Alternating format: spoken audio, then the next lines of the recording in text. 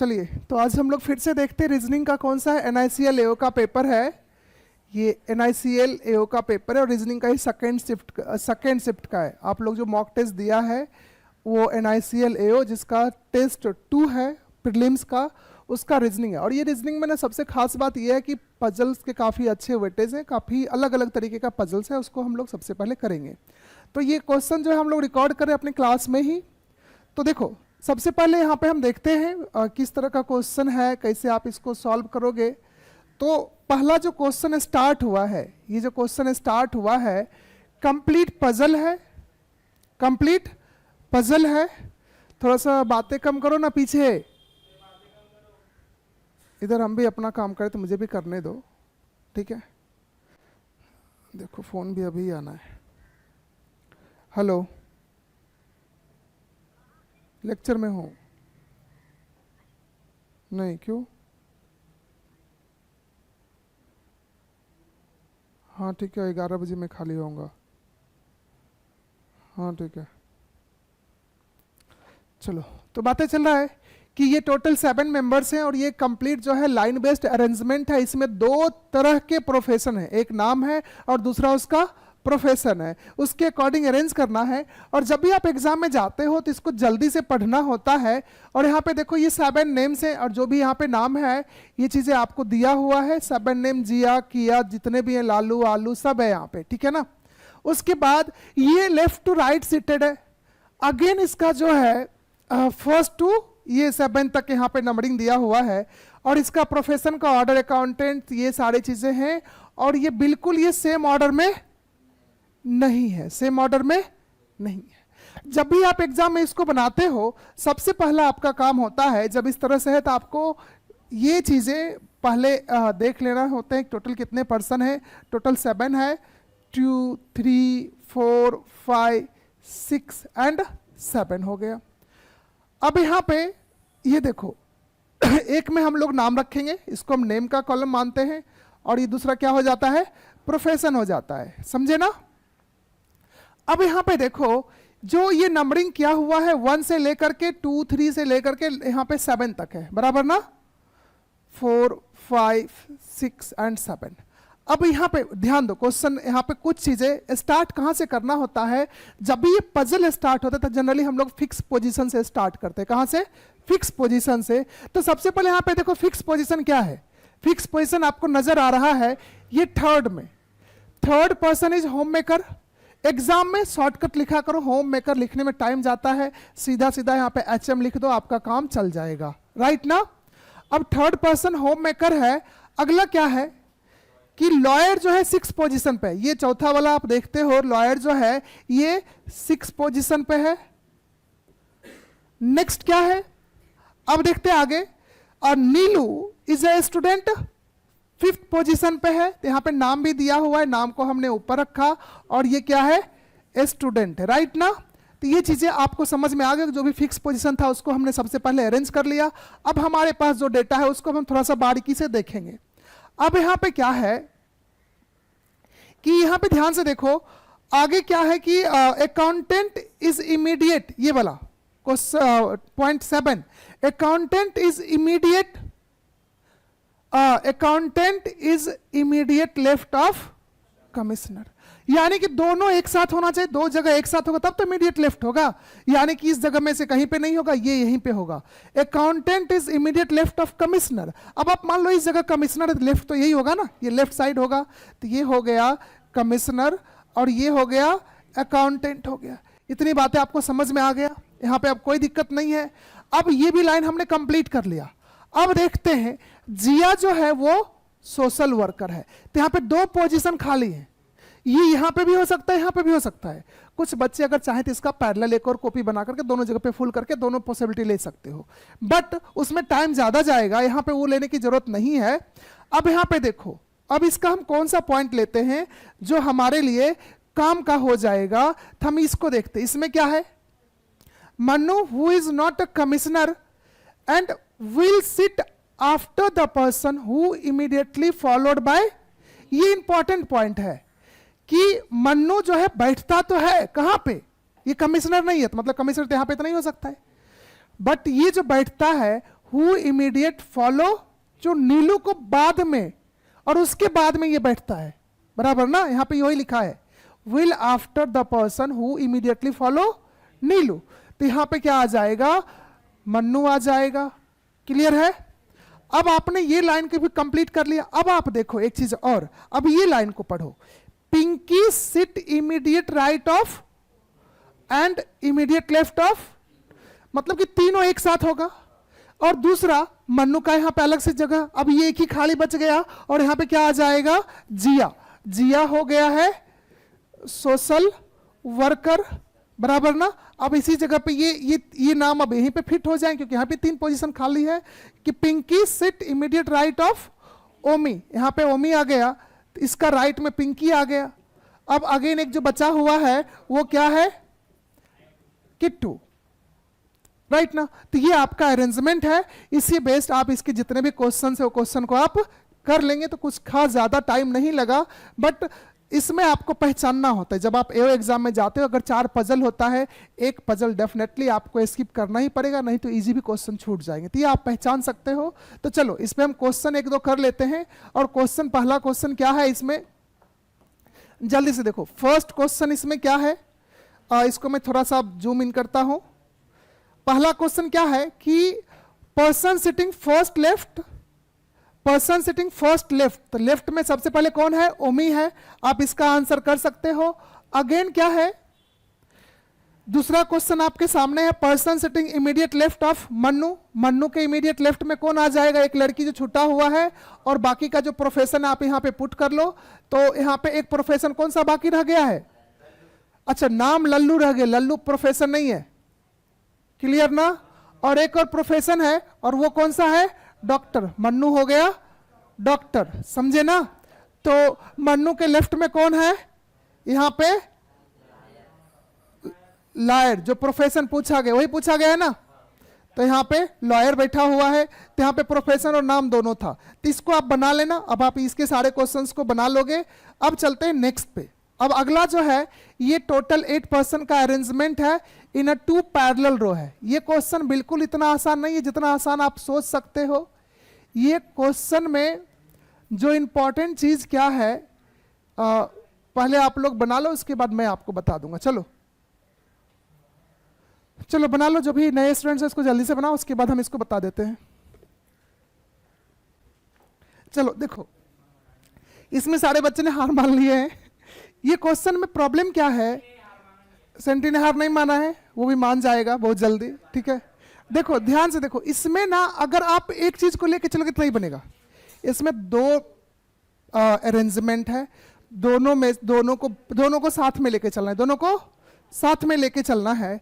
तो सबसे पहले देखो, ये जो क्वेश्चन है इसमें अरेंजमेंट जो है, पहला ये लाइन पढ़ते हैं। ये इसमें क्या है कि टोटल कितने पर्सन है, टोटल 8 पर्सन है, और ये सारे के सारे सिटिंग इन अ 2 पैरेलल रो, ये दोनों बैठा हुआ है पैरेलल रो में भी, ये दोनों।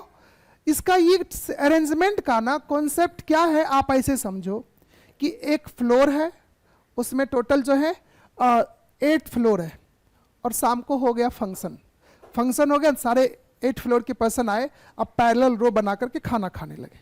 तो अब उधर का इंफॉर्मेशन और इधर रखा हुआ है पैरेलल में, उसको भी अरेंजमेंट दोनों को इंटरलिंक कर रहा है, और लिंक करने के बाद इस क्वेश्चन को आप बना सकते हो। तो देखो हमारा काम क्या है कि यहाँ पे 4 पर्सन है, ये दोनों, ये 4 एक लाइन में बैठता है और ये चारों सेकेंड लाइन में बैठता है, बराबर ना। सेकेंड लाइन का फेसिंग साउथ है, फर्स्ट लाइन का फेसिंग नॉर्थ है। और ये सारी चीजें देने के बाद अब जो है, each person having a leave a different floor from the building 1 to 8, 1 से लेकर के 8 तक का इसका अरेंजमेंट है। तो अब हम क्या करते हैं, पहला तो हम यहाँ पे इंफॉर्मेशन निकाल लेते हैं कि जो फर्स्ट रो में है उसका सबका फेसिंग किधर है, नॉर्थ में है। और ये आदमी कौन कौन से हैं, BDFH, राइट ना। और सेकेंड रो है, उसमें कौन कौन से हैं, ACEG है, और इसका फेसिंग साउथ है, क्लियर ना। अरे हाँ या ना। चलो अब देखते हैं, अब हम इसको फ्लोर में डिजाइन करते हैं। इसका जो टोटल फ्लोर है, टोटल फ्लोर कितना है, 8 फ्लोर है। हम दूसरे पेज को भी हम यूज कर लेते हैं, बराबर ना। और हम ये देखो 1 2 3 4 5 6 7 8 हो गया, 8 है बराबर ना। एक चीज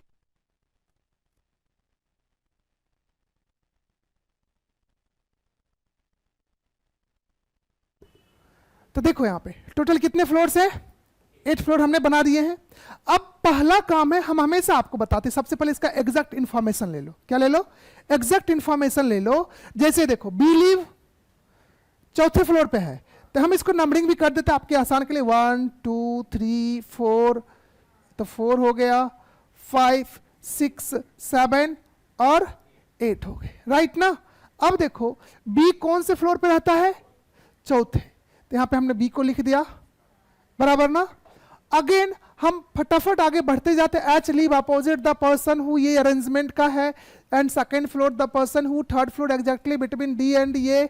अगेन क्या है, अब यहां पे है कि and the person who live 8th floor, कुछ नहीं पता चला। G even number, prime even number, देखो अब ये इंफॉर्मेशन आप सभी को पता है। प्राइम इवन नंबर कौन सा होता है? 2 होता है, और जहां पे जी आ गया। अगेन सी नाइदर फर्स्ट नॉर 5 पे रहता है।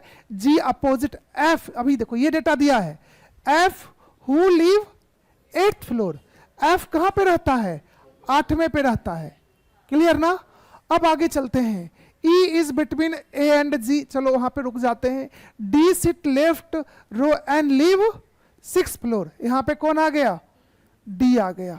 अगेन क्या आ चुका है? ये नाइदर सी या नाइदर सी जो है 5 में और इस पे रहता नहीं। ये देखो बेटा, दोनों लाइन यहाँ पे सेम आ चुका है, ये दोनों लाइन यहाँ पे सेम आ चुका है, कोई फर्क नहीं पड़ता है, दोनों में से हम कोई एक को कंसिडर करेंगे।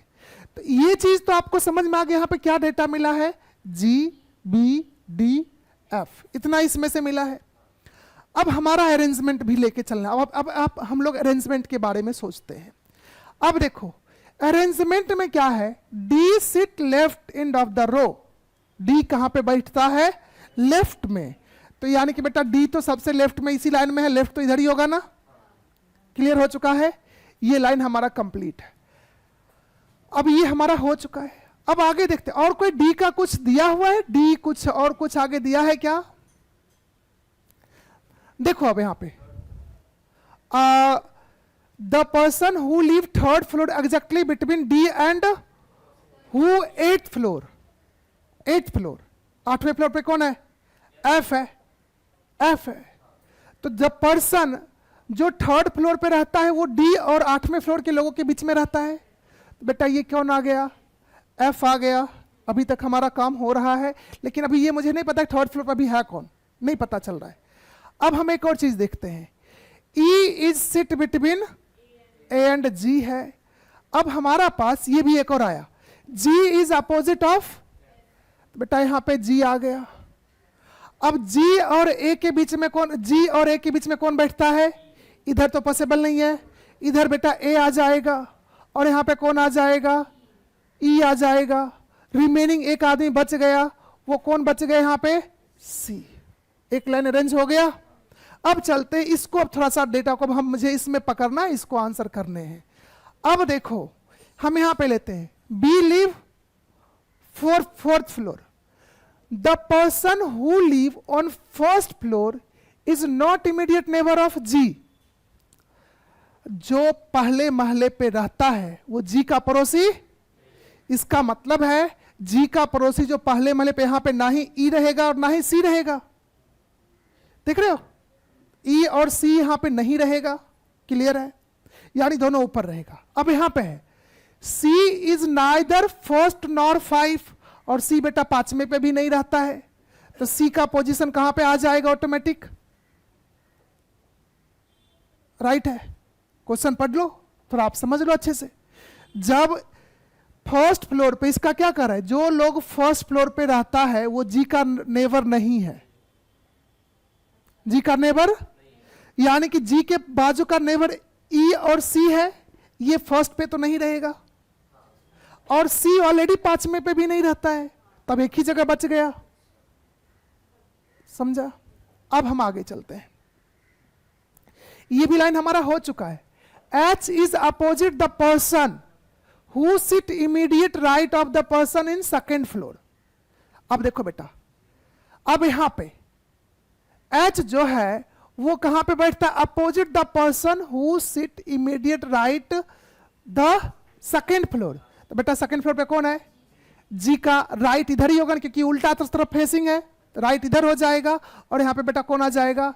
अब बताओ कि यहां पे आ गया एच, अब यहां पे कौन आ गया? बी ना बेटा, बी आ गया, बराबर ना। अब हमारे पास इससे कुछ हमारा डेटा शायद निकल रहा है। एच कौन से फ्लोर पे बैठ रहा है? H is seat the immediate वो सेकेंड फ्लोर। सेकेंड फ्लोर पे कौन आ गया? सेकेंड फ्लोर पे तो ये आ चुका है, ये थर्ड पे आ जाएगा ना। यहाँ पे और कुछ मेंशन होगा कहीं ना कहीं पे, देखो the person who live third floor, the person who live exactly between D and eight floor. तो थर्ड फ्लोर पे कौन आ गया? एट फ्लोर के बीच में एच आया ना, तो इस थर्ड फ्लोर पे बेटा कौन आ गया? एच आ गया। अब आपके पास दो ही है, यहाँ पे ई नहीं होगा तो यहाँ पे ई आ जाएगा और यहाँ पे ए आ जाएगा। यही आपका कंप्लीट अरेंजमेंट है। जब हम आपको समझाते हैं तो मुझे थोड़ा ज़्यादा टाइम लगता है, जब हम खुद पे करें थोड़ा 1.5-2 मिनट कम टाइम लगेगा, राइट ना। अब इस पे बेस्ड आप क्वेश्चन को बना सकते हो और ये आपने देखा कि दोनों एक दूसरे से इंटरलिंक है, विदाउट एक दूसरे का हेल्प से आप इसका अरेंजमेंट नहीं कर सकते हो, राइट ना। समझ में आया? चलो, तो उम्मीद है आपको भी ये चीजें समझ में आ गया होगा। इससे डिफिकल्ट एग्जाम में पजल नहीं होते हैं, इससे डिफिकल्ट पजल नहीं होते हैं। लिख लीजिए इसको, लिखना है तो लिखो, उसके बाद हम लोग आगे बढ़ेंगे। चलो फटाफट लिखो इसको।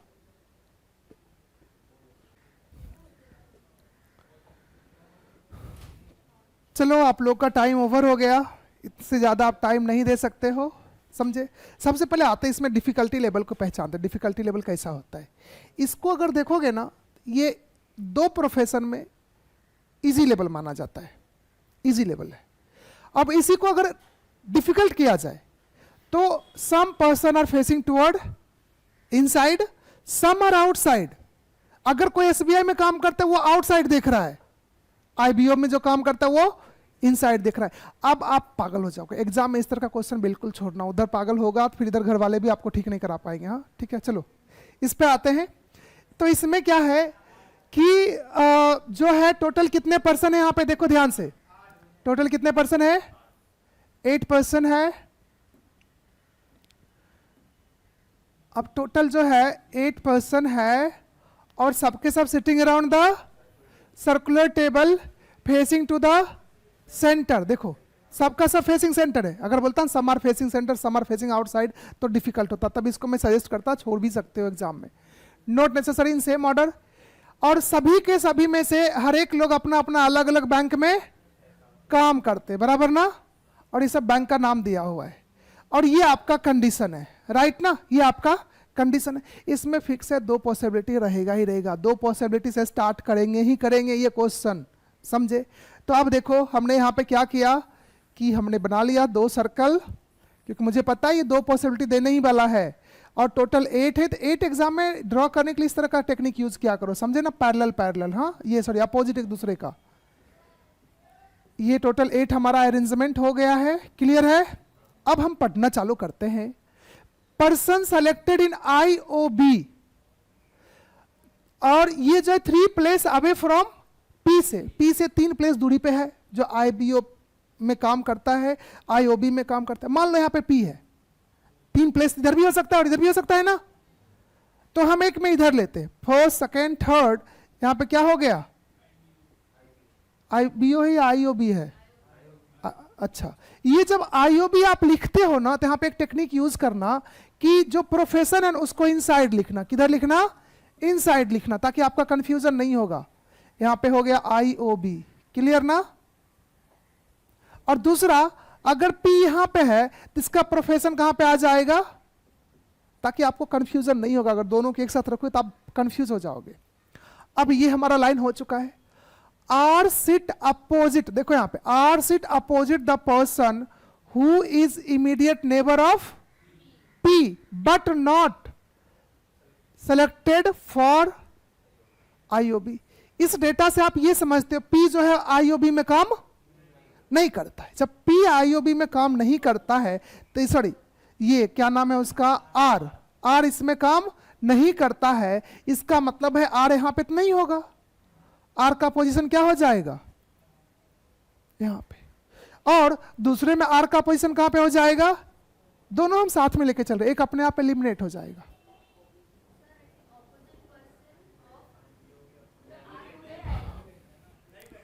नहीं, आर जो है अपोजिट है, लेकिन आर जो है इमीडिएट नेबर पी का है, पी का इमीडिएट नेबर भी है, तो नेबर है तो पड़ोसी होगा ना। लेकिन ये सेलेक्टेड आईबीओ में नहीं है, अगर यहां पे रखते तो इसके साथ हो जाता, अपोजिट वाले के साथ, समझे ना। तो बट नोट सेलेक्टेड क्या है, R is opposite of person who is immediate neighbour of P but not selected. हाँ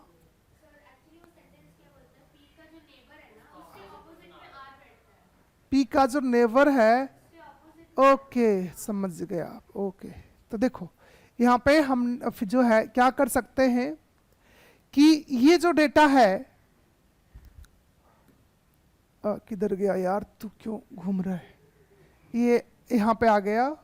अब ये लाइन है कि R is opposite the person who is immediate neighbour of, R का जो अपोजिट आदमी है वो क्या है, नेबर का अपोजिट है ना, R is opposite the person who immediate neighbour of P.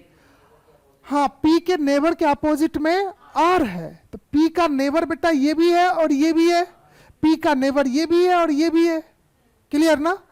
अब इसके अपोजिट में आर है, पी का इसका अपोजिट तो यहां पे आ सकता है ना, बट क्या कहते हैं पी आई ओ बी में नहीं है, इसका मतलब है पी इस जगह पे आर यहां पे आ जाएगा, इसका पी का अपोजिट, और दूसरे में कहां पे आ जाएगा, इस जगह पे आ जाएगा। उम्मीद है कभी सही हो गया। तो एग्जाम में ये सारी चीजों को थोड़ा सा ध्यान देना। चलते अब नेक्स्ट पे, S selected Andhra bank, S selected but neither immediate neighbour of R and P, R और पी के बाजू में कौन, एस, और जो सिलेक्टेड किधर है, अब बताओ यहां पे भी नहीं हो सकता है, यहां पे भी नहीं हो सकता है, तो यहां पे आंध्रा बैंक हो सकता है ना, आंध्रा लिख देता हूं सिंपल, और यहां पे कौन आ गया, एस आ गया, बराबर ना। अब इसमें देखा जाए तो यहां पे भी नहीं हो सकता है और इधर भी नहीं हो सकता है, तो यहां पे ही आ जाएगा एस और आंध्रा बैंक आ जाएगा, बराबर ना। फिर बातें चालू कर देता है, ये हो गया। अब यहां तक हमने कंप्लीट कर लिए हैं। अब देखो टी सेलेक्टेड कनारा बैंक और सिट अपोजिट यू, और यू जो है sit immediate right of the person selected Andhra bank. अब ये समझते हैं, आंध्रा बैंक के इमीडिएट राइट में कौन है, यू है, तो आंध्रा बैंक ये, तो ये यहां पे हो सकता है, राइट राइट राइट ऊपर जाएगा। अब इसमें देखा जाए ये है और इसका क्या हो सकता है, यू हो सकता है। अब देखो अब क्या है, T is selected Canara bank opposite to U, opposite to U. अब देखो यहां पे अपोजिट टू क्या आ गया, आर आ गया, ये पॉसिबिलिटी हमारा क्या हो गया, गलत हो गया। अब टी सेलेक्टेड किधर है, Canara bank opposite to U, यानी कि यहां पे आ गया टी और ये आ गया कैनरा बैंक, बराबर ना। अब ये भी हमारा लाइन हो चुका है। अब देखो the person is selected OBC, neighbour of both W and Q, जो ओबीसी के लिए है वो डब्ल्यू और क्यू के पड़ोसी है। यानी कि अब आपको पता है कि डब्ल्यू क्यू का एक ही जगह हो सकता है, इधर तो हो नहीं सकता, इधर तो हो नहीं सकता, इसी में हो सकता है। लेकिन ये पता है आर को अब देना पड़ेगा मुझे ओबीसी, तब तो डब्ल्यू और क्यू होगा, डब्ल्यू और क्यू होगा। अब यहां पे दो पॉसिबिलिटी, डब्ल्यू भी है क्यू भी है। अब एक लाइन आगे पढ़ते हैं, Q selected SBI and seat third to the right of person opposite APGB. तब एपीजीबी का जगह कहां पे खाली, अगर हम इसको एपीजीबी बना दें, जो भी है एपीजीबी, तो इसका पहला दूसरा तीसरा ये हो जाएगा Q और इसको मिल जाएगा SBI। अब एक जो बचा हुआ है ये W है और इसको एक बैंक जो पेंडिंग बचा है, कौन सा बैंक है? विजया बैंक। कौन सा बैंक है? अच्छा, इसको मिल जाएगा the person who selected second to the right the person SBI। ये तो sorry, the person selected Indian bank is SBI। SBI के बाजू में इसको इंडियन बैंक मिल जाएगा और एक बैंक बाकी रह गया है जो जनरली होगा विजया बैंक। क्या होगा? तो विजया बैंक इधर मिल गया। क्लियर है? तो यही आपका कंप्लीट अरेंजमेंट है और इस तरह से आपको इसको बनाना है। याद रखना, इसका सबका डायरेक्शन इनसाइड है, बन गया। एग्जाम में अगर ये इनसाइड आउटसाइड का कॉम्बिनेशन होता आप नहीं बना पाते, क्योंकि वहां पे आपके पास ढेर सारे प्रेशर्स होते हैं। समझे ना? जल्दी जल्दी करना है, टाइम भी 20 मिनट है। समझे ना? ये बन सकता है। राइट? तो यहां तक समझ में आ गया? चलो, लिखना है लिख लो, उसके बाद हम लोग आगे बढ़ते हैं। समझा क्या? चलो, जिग्नेश का बन गया था ना?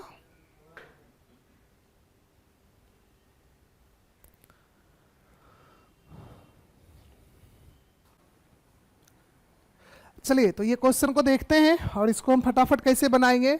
यहाँ पे देखो, हमेशा एक चीज याद रखना, ये जो क्वेश्चन है, ये क्वेश्चन में क्या है कि कितने दोस्त थे टोटल? 7 फ्रेंड्स है, सबके सब 7 दोस्त हैं। और ये मूवी देखने भी जाता है, मूवी भी डिफरेंट है और जो बेवरेज है वो भी डिफरेंट है। कोई थम्स अप ले रहा है, कोई स्प्राइट ले रहा है, कोई अदर ले रहा है। समझे ना? तो इसका अरेंजमेंट आपको करना है। तो इसमें जनरली है क्या, इसको इजी माना जाएगा, डिफिकल्ट अब इसमें से किसको माना जाएगा? तो बोले सर ऐसे इसके ऊपर का हमारा खुद का दिमाग नहीं चलता, डिफिकल्ट किसको माना जाएगा? अगर इसमें वो ये फिक्स कर दे, कोई मंडे को जाता है, कोई संडे को जाता है, कोई ट्यूसडे को जाता है, अब फिर उसके बाद वो मूवी भी है और साथ में उसका खाने पीने का आइटम भी है, तब ये क्वेश्चन डिफिकल्ट माना जाएगा। उस टाइम पे मैं सजेस्ट करूंगा कुछ क्वेश्चन को छोड़ना, बट इसको बना सकते हो। क्लियर है? चलो, तो अब हम लोग इसको बनाने का टेक्निक को यूज करते हैं। सबसे पहले यहाँ पे आपका काम क्या है कि आप इसका पहले तो फटाफट ड्रॉ कर लो कि टोटल 7 जो है आपको रहना चाहिए इसमें। 1 2 3 4 5 6 और 7, और यहाँ पे मैं छोटे छोटे में नाम लिखूंगा। हाँ, ठीक है, ये हो चुका है।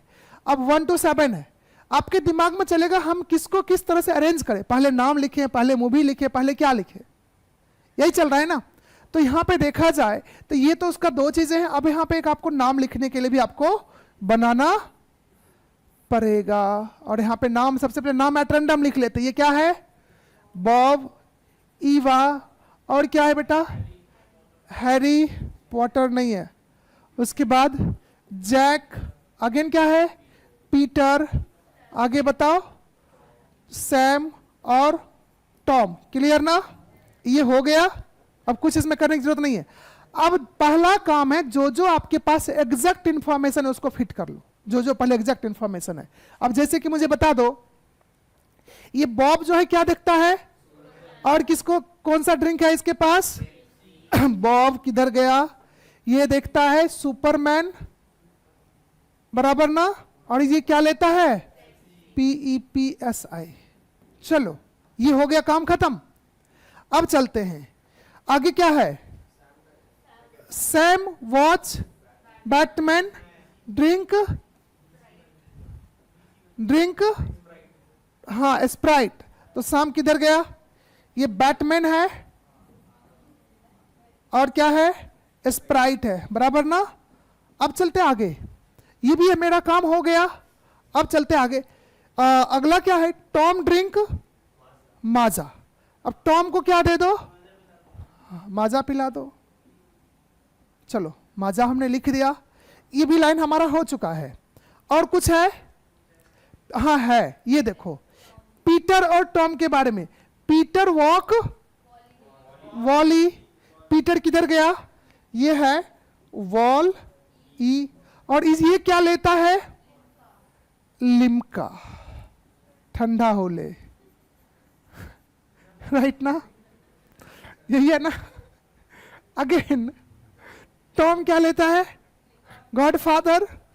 टॉम जो है गॉडफादर हो चुका है, बराबर ना। हमारा इतना अरेंज हो चुका है। अब हमारे पास 3 बचा हुआ है। अब देखो, अब ये जो है, अब हम यहां से क्या कर सकते हैं कि Harry and Jack did not drink Thums up. हाँ, अब यहां पे ध्यान से देखो, हैरी और जैक जो चीज लाइक नहीं करता है उसको इधर लिखते, जो लाइक करते उसको उधर लिखते, ताकि आपको कंफ्यूजन ना हो। हैरी ने और जैक ने क्या लाइक नहीं करता है? नहीं, हैरी और Jack did not drink Thums up. ये पीने का पदार्थ है, THUM सप, जो भी है, बराबर ना। एंड नाइदर वॉच ह्यूगो। अब आपको पता है हुगो कौन देख लेगा? ईवा, HUGO, देख लिया। अब जो है इधर आप चलते हैं, हाँ, और हुगो के क्या आ जाएगा? थम्सअप आ जाएगा, क्योंकि दोनों थम्सअप भी नहीं लाइक करता है। THUM, समझे ना? थम्सअप लिख दिया, जैसे भी लिखना था, बराबर ना।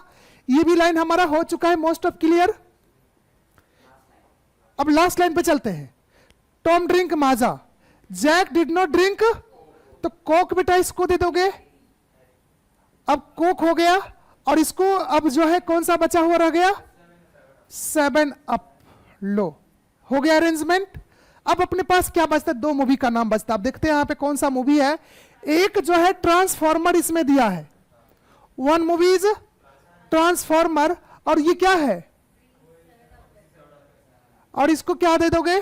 ट्रांसफॉर्मर, बराबर ना। अब एक मूवी बचा रह गया, कौन सा बचा रह गया? ब्लैक्स, जो भी है BS लिख दिया, बराबर ना। तो आपका अरेंजमेंट ये भी कंप्लीट हो गया। तो कुछ नहीं है, आपको थोड़ा सा पेशेंस रखना पड़ता है, फिर आप इस अरेंजमेंट को बना सकते हो, बन जाएगा। इसको आप लोग लिख लो, फिर चलते हैं नेक्स्ट अरेंजमेंट पे। ओके, चलो फोटो लेना है, ले लो जल्दी। तो मेरा फोटो ले रहा है कि बोर्ड का ले रहा है? हाँ,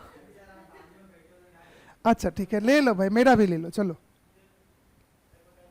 एडवर्टाइजमेंट कर देना। हाँ,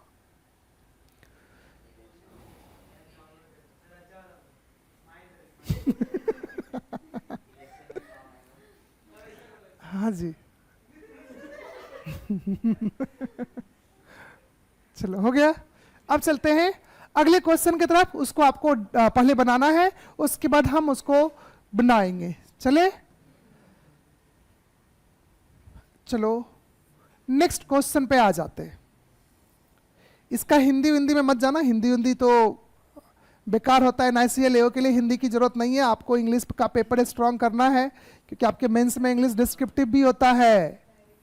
चलो, ये बेटा डायरेक्शन का सम है, और इजी तो नहीं है। अगर आप लोग को लगता है इजी है तो बना लो, फिर उसके बाद हम बताएंगे कितना डिफिकल्ट है। चलो फटाफट आप लोग बनाओ, ट्राई करो।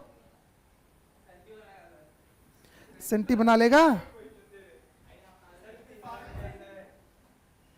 चलो बनाओ इसको जल्दी से। कि 3 लाइन नहीं, बोर्ड पे 3 लाइन दिख रहा है, इसको छोटा करो, देखो उसके बाद कितने लाइन की समझ में आते हैं। हाँ चलो बनाओ जल्दी से, फटाफट बनाओ। चलो ये क्वेश्चन को हम लोग बनाते हैं। ये क्वेश्चन इतना आसान तो होगा नहीं, डायरेक्शन का है, बट हम लोग ये फर्स्ट टाइम देखे हैं कि इस तरह का रेशियो में होगा।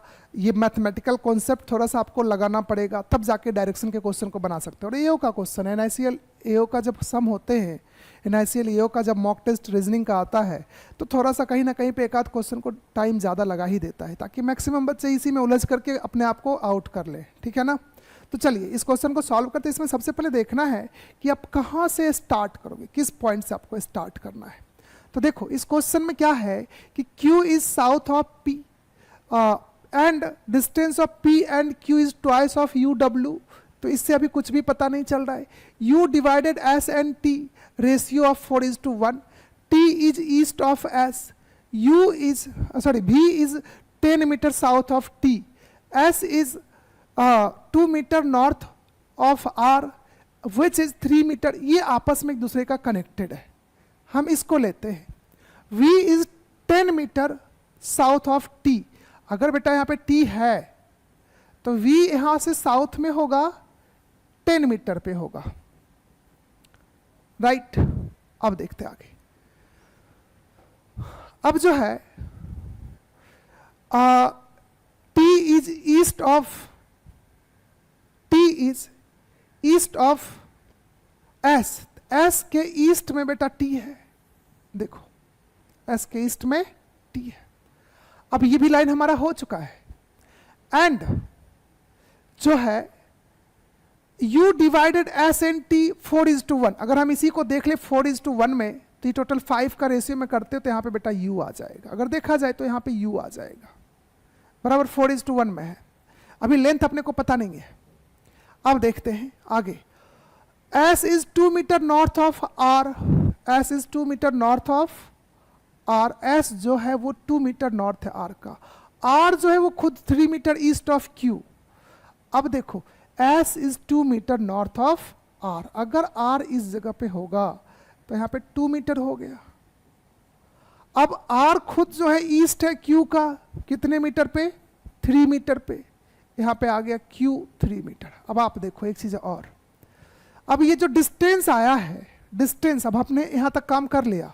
अब देखो ये लाइन को हम पढ़ते हैं, the distance of U T is twice distance of S R, S R का तो अपने को पता चल गया, और यू टी का डिस्टेंस इसका दुगुना है, 4 मीटर है, तो बेटा ये हो जाएगा 16 मीटर, 16 मीटर, बराबर। ये चीजें सभी को समझ में आ गया होगा। नेक्स्ट अब हम ये लेते हैं, Q is south of P, Q जो है साउथ में है किसका, P का, तो P ऊपर जाएगा और ये आ जाएगा नीचे, राइट। ये भी हमारा डायग्राम रेडी है। अभी इसका लेंथ नहीं पता है, लेंथ क्या है, QP is twice of U and W, U और W, तो W तो अभी कुछ मेंशन नहीं किया गया है, चलो ठीक है। अब हमारा ये लाइन हो चुका है यहाँ तक, अब ये बाकी है। अब Z divided W and Y, Z divide करता है W and Y and T and V दोनों को, तो Z डिवाइड करता है W एंड Y और T और V को, और जिसका रेशियो है 2:3, यानी ये रेशियो टोटल 10 है, तो 2:3 में जब डिवाइड करता है तो ये हो जाएगा 4 और ये हो जाएगा 6, तो यहाँ पे आ गया Z।